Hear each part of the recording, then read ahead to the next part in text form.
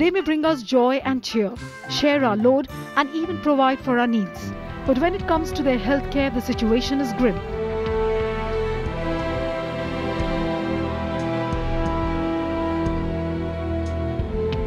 No medicines, no equipment, not even a room to treat the sick animals.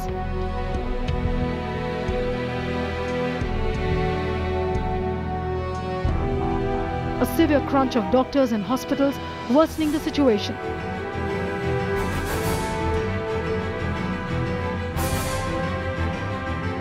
The administration turning a blind eye to the plight of animals, or our four-legged friends left to die.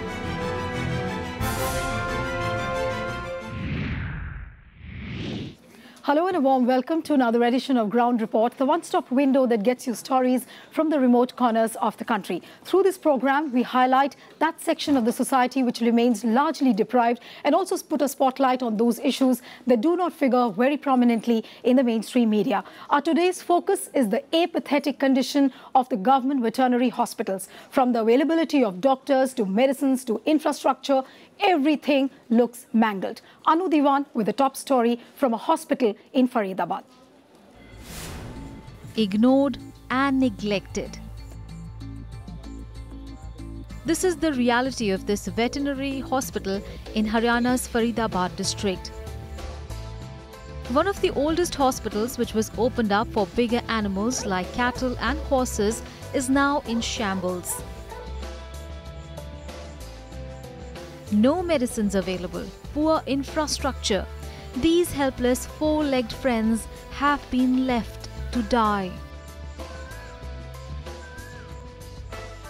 Actually जिस तरह से इनके अंदर जो बीमारियां होती हैं तो उस तरह की फैसिलिटीज़ हमें यहाँ मिल नहीं पाती। और मेरे पास अभी एक पेट था जो स्पिट्स था, तो उसको एकदम अचानक से दौरे पड़ने लगे जो आज तक नहीं पड़े थे उसको, और उसको काफ़ी ट्रीटमेंट कराया लेकिन यहाँ वो फैसिलिटीज़ नहीं मिल पाए जिससे उसकी डेथ हो गई। Suman brought her pet dog to this hospital for treatment, but due to lack of facilities, the dog had to be treated inside her car. तो यही उम्मीद करते हैं कि इनके लिए भी वैसे होना चाहिए अरेंजमेंट जैसे इंसानों के लिए होता है, क्योंकि हम इनके साथ रह रहे के ना ये हमें फील ही होता है कि ये जानवर है, एक इंसान जैसे ही लगने लग जाते हैं। तो इनके लिए कोई भी ऐसे हॉस्पिटल होना चाहिए 24 आवर्स की सर्विस हो। This veterinary hospital boasts of a huge room which is labelled as a dispensary, but one closer look reveals the empty racks. Not even a single vaccine available. This hospital, which was set up for the treatment of big animals like cattle and horses, now caters only to cats, dogs or goats. And to top it all, even these smaller animals are not given the right medicines, as the government provides the stock for bigger animals only. Prescribe कर देते हैं जो हमारे पास available है large animal में से उसकी कुछ डोज स्मॉल एनिमल के छोटी करके लगा देते हैं, बाकी प्रिस्क्राइब कर देते हैं। स्टाफ की कमी तो है क्योंकि जिस हिसाब से आते हैं और शाम तक या बाद तक आते रहते हैं, स्टाफ की कमी है। अगर स्टाफ है तो 24 आवर के लिए पेट्स के लिए हो जाए। The hospital timings are from 8 a.m. to 2 p.m. Most of the times, senior doctors are not available and the hospital is reeling under a huge staff crunch. Availability of land for opening up more pet clinics is another major issue. This is just one hospital that we showed, but government veterinary hospitals across the country are in shambles. There is certainly a need to sanction more veterinary hospitals in the state and across the country, equipping them well with medicines and infrastructure. But one must not forget that human health is interlinked with animal health as well. This is Anu Diwan signing off for Ground Report. Now, before I go into the reasons why the veterinary sector in India is crying for attention, I would like to bring our attention to some of the shocking statistics. According to the government figures, there's just one doctor per every 44,000 animals. Take a look at these statistics. You'll find the real story in India behind the veterinary sector.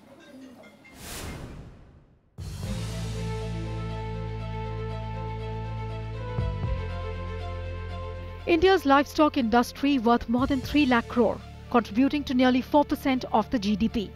But veterinary medicine is crying for attention. Plagued by a stark lack of training, basic equipment and participation in framing public health policy, veterinary doctors appear to hold a rather despondent view of the profession. Many feel that in India, it's a backward field.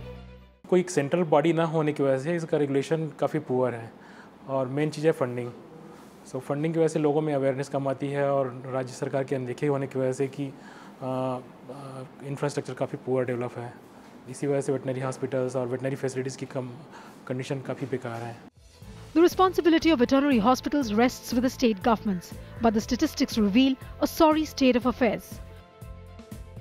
There are 62,621 veterinary hospitals, dispensaries and mobile vans available across India. Rajasthan tops the list with 5,642 veterinary hospitals, followed by Uttar Pradesh with 5,099 hospitals for animals, Karnataka 4,215 veterinary hospitals, Punjab has 2,897, while Chandigarh has 12 and Dadra and Nagar Haveli only one veterinary hospital. फिलहाल किसी भी state में, चूंकि मैं बहुत सारे state governments के साथ काम करती हूँ, मैं ये दावे के साथ कह सकती हूँ किसी भी स्टेट गवर्नमेंट में वेटनेरियंस की जितनी क्रिएटेड पोस्ट्स हैं उनमें से आधी भी भरी हुई नहीं है। The number of veterinary doctors in India is even more pathetic. As per the government figures, there are only 63,000 registered veterinary doctors in India. Experts believe that at this figure, there is just one vet per 44,000 animals. Experts feel that the situation can get much worse in days to come. A big reason behind the crisis is the suspended Veterinary Council of India, which needs to be reinstated. The council gives permissions for setting up of institutes for veterinary studies. But ever since the council was suspended in 2015, no exams have been conducted. Veterinary council of India का जो आज की date में office है उस पर ताले पड़े हुए हैं, वहाँ कोई काम नहीं हो रहा है। जो उनके फंक्शंस हैं जैसे कि all India pre veterinary test hold करना जिसमें 84,000 स्टूडेंट्स अपीयर होते थे, वो सब निलंबित कर दिया गया है, वो कोई टेस्ट हो ही नहीं रहे हैं। A serious overhaul of the current situation is needed to provide basic health facilities to our four-legged friends. This is Anu Diwan signing off for Ground Report. So when does this defunct Veterinary Council of India gets operational? All eyes would be on that. But let me go across to Anu Diwan, who got you these two stories of the veterinary hospitals, one in Faridabad, and she also gave you a shocking statistical report. Anu, I would like to ask from you as to what is really ailing the veterinary sector in India. What are the basic problems to which the political class or even the policy makers have not addressed so far? Basically, Neelu, what we have seen, we went to Faridabad for the story, and it was one of the biggest and the oldest hospital in Faridabad. There we have just even shown in our story that it was just a one-room setup of the hospital. But their doctors were telling that they are now going to set up a lab. Okay. So after a span of so many years, the Faridabad is holding a biggest government hospital, but they don't have a lab. So that on this part, we also asked our expert that what are the lab facilities. So they told us, the expert told us that even in a city, in a UT like Delhi, we don't have a single lab for animals. So you can see that where the infrastructure is going. We are talking about the animals, we are talking about how to give them a care. The government is holding many posters, campaigns and everything. There are many NGOs working. But what about the facilities given by the government? They are just being neglected. But according to you, is it a matter of priority? It is a matter of political will because everything is on paper. For example, the National Livestock Policy was recently revised, but things just seem not to move anywhere. Definitely, we have talked about Veterinary Council of India. So we have seen that after 2015, the government has not taken any initiative to set up a Veterinary Council of India, which is reviewed after a year. So we can say that it's seriously a matter of priority that what is the priority in the minds of the government, whether this animal sector is their priority or is just a type of campaign they want to hold during elections. This is the main thing. On talking about the priorities, that its main point come here is you are setting up a Veterinary Council of India, but what about its function? Nobody knows it. From the last 2 years, the Veterinary Council of India was holding an all India exam, but it hasn't happened yet. So what is the government priority? Government has to come and mention here that yes, it is their priority or not, and what are the budget. Actually, the point here comes also is the states are given a separate budget under the Ministry of Agriculture. Every state has this department, and this department, Animal Husbandry Department, comes under Ministry of Agriculture. So what budget is the state government giving and what not? So this comes that if the Ministry of Agriculture is your priority, so Animal Husbandry Department has to be your priority, because accordingly we have seen that this Animal Husbandry Department constitutes to the 4% of the GDP. And many times we have seen that the Animal Husbandry Department passes off the buck to the Zilla Parishad, the authorities also. Well, that's something to watch out for, whether proper auditing and all is happening or not in the veterinary sector. Thank you so much, Anu, for joining on the ground report. Moving on now to our reporter's diary, this time coming from Dhanbad, where environmental degradation has taken a toll on the health of the people. Remember, this is a region which is full of coal mines, thermal power plants and coal washeries, from where continuously fly ash and dust are emanating, leaving the air unhealthy. Kriti Mishra gets you this report.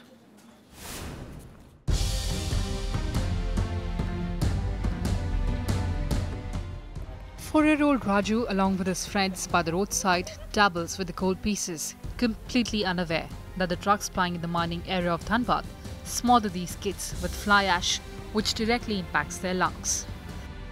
Raju developed asthma at the age of 3 due to the fatal pollution levels. धूल तो सभी खाता है, बच्चे भी बड़े भी सब खा रहा धूल। अब खाना के साथ साथ पानी भी पिए आदमी, वही हाल है। हाँ, प्रदूषण की वजह से इतना खराब है कि तबीयत भी आदमी खराब हो जाता है। Environmental degradation has also taken a toll on the health of the residents. People suffer from various diseases due to the contaminated water they drink and the polluted air they breathe.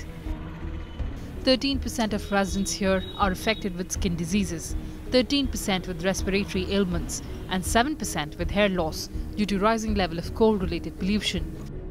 ये जो प्रदूषण जो फैल रहा है, इससे शहर के अंदर बहुत तरह की बीमारियां फैल रही हैं, जैसे कैंसर हो गया, टीबी हो गई। ये प्रदूषण के चलते जो है इसका जो है बहुत ज़्यादा जो है असर पड़ रहा है। The region consists of 103 coal mines, 8 coal washeries, 3 captive thermal and 110 stone crushers. The WHO records say that the concentration of particulate matter in Dhanbad is 95 microgram per cubic meter of air, nearly 5 times the WHO safety limit of 20.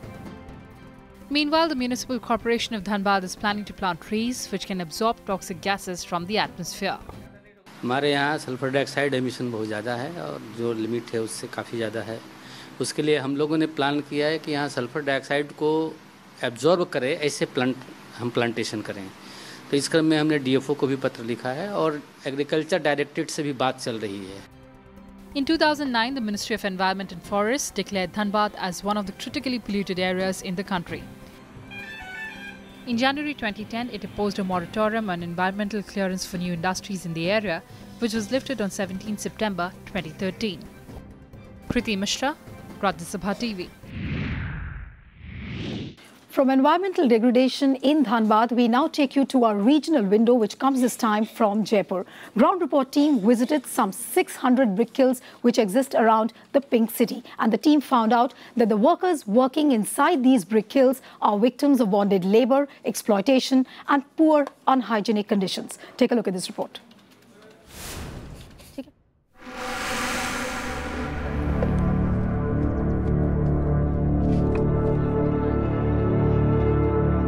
Behind these freshly baked bricks are horrid stories of exploitation, apathy and neglect.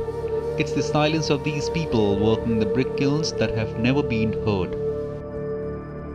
Braving the scorching sun and intense heat, these brick kiln labourers slog hard all day. Even the children have no option but to work alongside their parents in circumstances that can only be called inhuman. अगर किसी को तकलीफ है तो यहाँ पे कोई सुविधा नहीं है, काफ़ी दूर है, यहाँ से डॉक्टर मिलते हैं, शाम को परेशानी होती है। हमारे पास कोई साधन भी नहीं होता, कि बाहर से आते हैं, कोई साधन नहीं होता हमारे साथ, पैदल ही जाते हैं 2 किलोमीटर। अगर यहाँ पे कोई डॉक्टर की व्यवस्था हो तो ज़्यादा अच्छा रहेगा, जिससे मजदूर को फायदा हो। Ground report team brings you the sordid reality of 600 brick kiln around Jaipur. Usually an entire family is involved in brick production and they get rupees 400 to 500 for 1000 brick units. The labourers become bonded after they take advance. they're physically tortured by the contractor if they wish to leave the jobs. Even the payments are stopped, making it hard for the entire family to survive.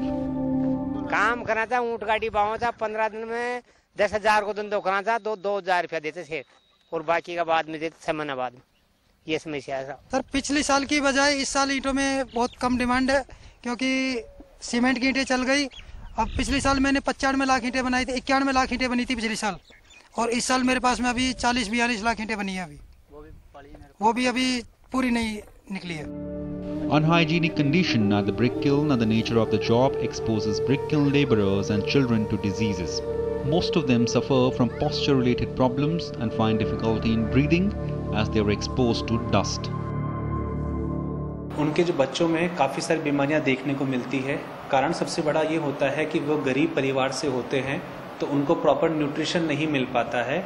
इसलिए सबसे ज़्यादा common जो protein energy malnutrition जैसे disorder जो बोलते हैं kwashiorkor और marasmus, जो अपने भारत में काफ़ी ज़्यादा कॉमन है, वो बीमारी उनको सबसे ज़्यादा कॉमन देखने को मिलती है। Most of these workers are migrants and the law has hardly come to their aid. Different states have enacted different acts for the brick kiln workers, but no law has been effectively implemented. कई जगह हो सकता है कि pollution भी होता हो या प्रॉपर जो है लेबर की व्यवस्था नहीं है, उसकी जो है हम जो है सर्वे करा के और अध्ययन करा के उनके लिए कोई ना कोई कार्य योजना हम तैयार करेंगे, ताकि उनकी जो परेशानियां हैं, जो समस्याएं जो है वो दूर हो सके। At least 10 million laborers in India are employed in unorganized brick kiln industry. With no solution in sight and no means of living, these poor brick kiln laborers have been left to their fate. With Bureau Input, signing off for Ground Report. In fact, there are a number of labour unions which exist around the country fighting for the rights of these brick kiln workers, but the rate at which the laws are being implemented in the case of the brick kiln labourers is quite tardy.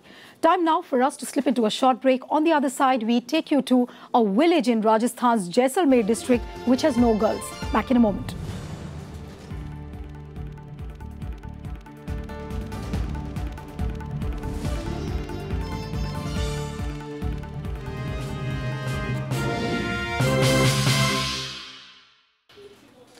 Welcome back. You're watching Ground Report, and we now get you a shocking story from Rajasthan's Jaisalmer district, where Beti Bachao, Beti Padhao seems to be a distant dream.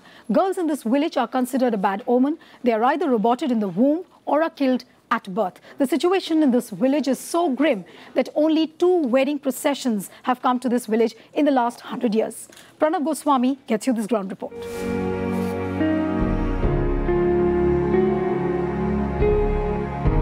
A wedding procession hardly makes a headline, but in Devra village of Jaisalmer in Rajasthan, it certainly does. 10 years ago, a Bharat arrived at the doors of a Rajput family in this sleepy village, the first time in 105 years that a Rajput daughter was getting married in Devra. A decade after that grand celebration, the villagers are still waiting to give away daughter's hand in marriage. भाइयों पहली अपेल राग था को नहीं मार देता, क्यों मारता? मारता के एक दाई से दो कटो जनो मार देता। हाँ। के बाहर करी जे कोई। जनो मार देता। हमें टाइम चेंज हो जाए। हमें टाइम चेंज हो जाए तो पेपर घर में जोड़ी दिन बाहर करो मारो कौन भाई अंदर राख दो। अच्छा पढ़ाओ। हाँ पढ़ाओ। The Rajputs in the village, with population of about 2,000, take pride in claiming they form the majority here. But there are only 12 girls in the 70-odd Rajput homes, and just one of them above the age of 10, and just one family with more than one daughter in the house. The consequence of years of abominable practice of female infanticide, and with the arrival of technology in the shape of sonography, even girl fetuses haven't been spared. Villagers do not talk about female feticide openly, but justify the inhuman practice, saying it's difficult to raise girls due to safety concerns. कुछ लड़कियों को अफीम दे देते थे, क्या किसी को गोली देते और उसको ख़त्म कर देते थे। क्यों कि हम घर से पैसे कहाँ से लाएंगे और हम उसको दत्त दाजा कैसे देंगे, इसलिए वो लड़की को मार देते थे। Gender ratio in Jaisalmer is 821 females per 1,000 males, but in this Devra village, it's shockingly abysmal figure of 400 per 1,000 males. कुछ ऐसे पथभ्रष्ट भी कह सकते हैं लोग हैं, बच्चे हैं, जो ऐसा एटमॉस्फेयर मोहल्लों में या गांव में क्रिएट कर देते हैं, तो बच्ची के माँ बाप डरने लग जाते हैं कि इसका क्या होगा। हम बतौर राजस्थान राज्य विधिक सेवा प्राधिकरण हम 2 तरह से काम कर रहे हैं। न्यायालय से इंजंक्शन देना और कोर्सिव एक्शन करना वो तो है ही, मात्र उससे काम नहीं चलेगा। आवश्यकता है आम जन को जागृत होने की, आवश्यकता है हमें ये समझने की कि क्यों इस गांव देवड़ा में 100-125 साल बाद बारात आती है। Despite government schemes like Janani Suraksha, Rajashri and Beti Bachao Beti Padhao, enforcement on the ground is quite poor. Jaisalmer is the land of honor and tradition, but it is also a land where girls are killed every day. It is also a land of shame and horror, with worse statistics of female infanticide in country. With camera person Suresh for Ground Report, this is Pranav Goswami from Jaisalmer.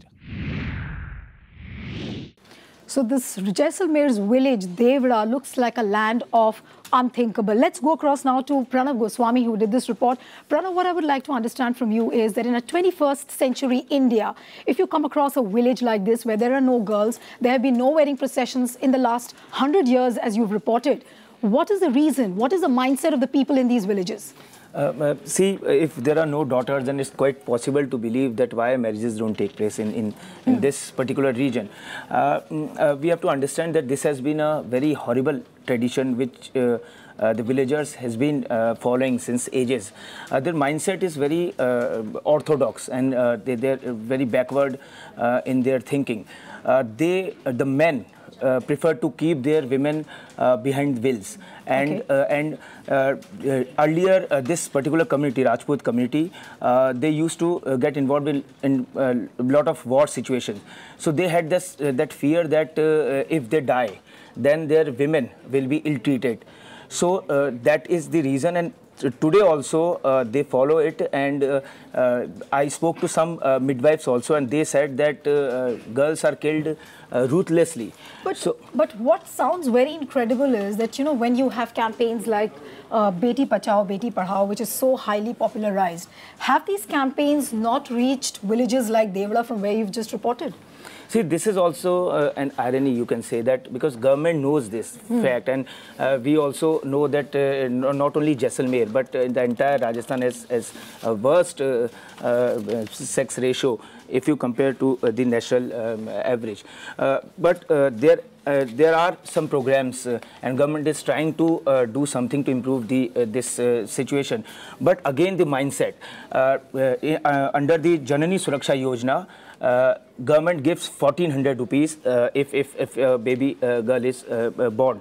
But what they do, they deliver the baby, then they get their entitlements, and then they kill their daughters. So again, the mindset is so horrible, and this is really it's hard to believe that why this has been happening for so many years. What about the panchayat of this village? Has the panchayat not taken any initiative? Because normally the sarpanches and the pradhans, when a campaign like Beti Bachao, Beti Padhao comes in, they become hyperactive to convince the political class. So what kind of men do we find in the panchayat system over there? Now you can say that time is changing. Now we saw that now they are trying to educate their daughters also, but still it will take more time, and the government involvement, government efforts is very important to just make them understand that girls are equal to the boys, and this mindset, if changes, then these programs which government has initiated will actually we can see the results. So we can just hope that things improve in this Devda village and many more wedding processions come to this village. Thank you so much, Pranav, for joining here on Ground Report. Moving on now to our reporter's diary again, this time coming from Tamil Nadu's Nagapattinam. Remember, this was a place which was completely ravaged 14 years ago by the killer tsunami waves. There was a school in Nagapattinam which was completely destroyed, but after the disaster, the school came up brick by brick, and the school headmaster has converted the school into a smart school. Take a look at this report of Panchanan Mishra.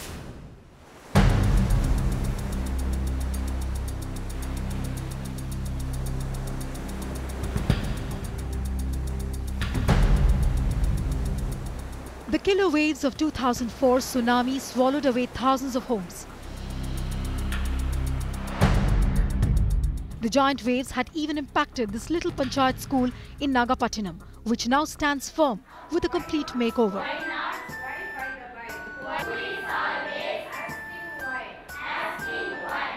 Smart classrooms, computer labs, internet, and not to mention an RO plant of its own. சிக்ஸ்த்தில் தான் எங்கள் HM sir ஆசிரியர் எல்லோரும் சேர்ந்து எல்லா வகுப்புலையும் smart class வச்சாங்க. அதுக்கப்புறம் எங்களுக்கு படிக்க ரொம்ப யூஸ்ஃபுல்லாக இருந்துச்சு. ஒரு விஷயத்தை படிக்கிறதுக்கு எங்களுக்கு ரொம்ப ஃபஸ்ட்டு புக்கில் படிக்க கஷ்டமாக இருந்துச்சு. The school even boasts of the unthinkable like a fire engine and organic farming.